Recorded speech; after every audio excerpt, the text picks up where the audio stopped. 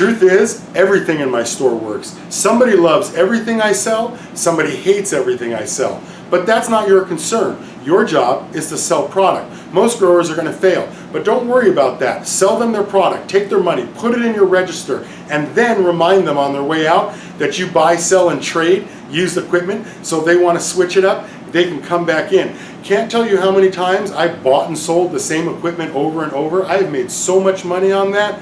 Remember, take their money, say thank you. Not everyone's going to succeed. That's not your job. You're a retail store.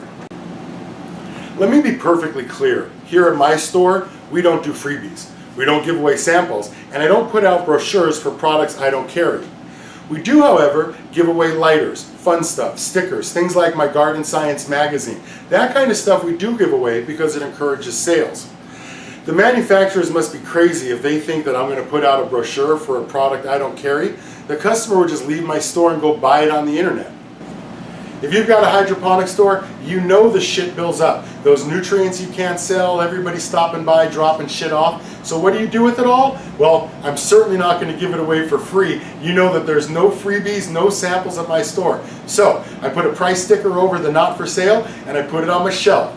So what are you going to do? You're going to do what I do. Start a shit shelf. All the stuff you can't sell, I give my employees like $5 bonuses. Sell something from the shit shelf, you get $5. It's amazing how you can motivate your employees to sell the stuff that you don't have to replace for $5. All right, let's talk telephone now, because answering and ending phone calls is super important.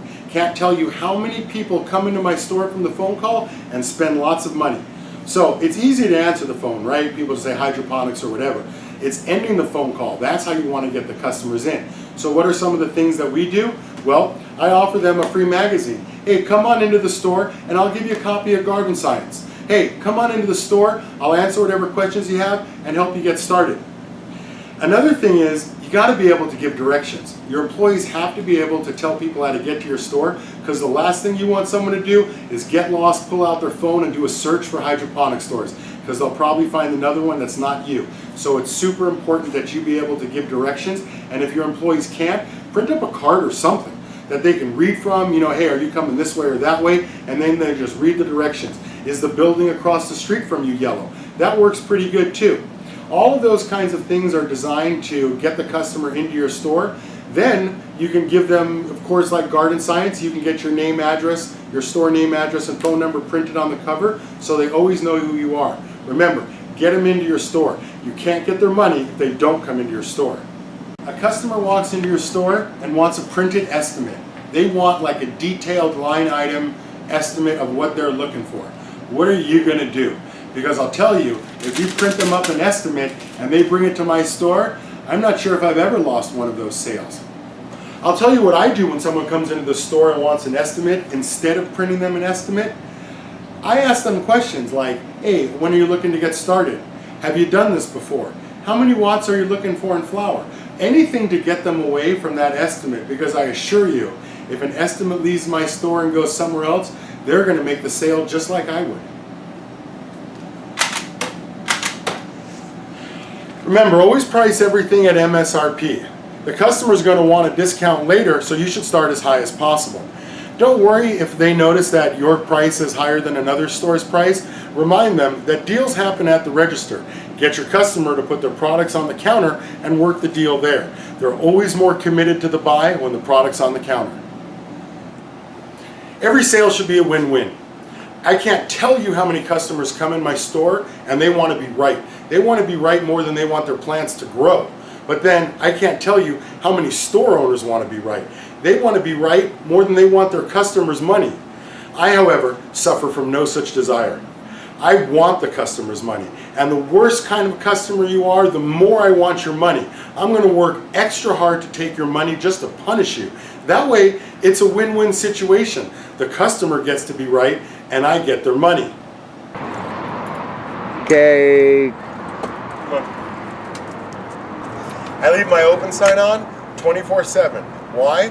Because a couple of times a month, some dude will come in and say, hey, I was here at like 2 in the morning and you weren't actually open.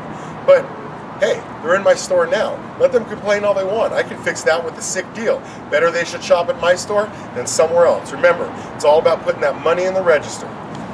If you've got a hydroponic store, you know the shit builds up. Those nutrients you can't sell, everybody stopping by, dropping shit off. So what do you do with it all? Well, I'm certainly not going to give it away for free. You know that there's no freebies, no samples at my store. So I put a price sticker over the not for sale and I put it on my shelf.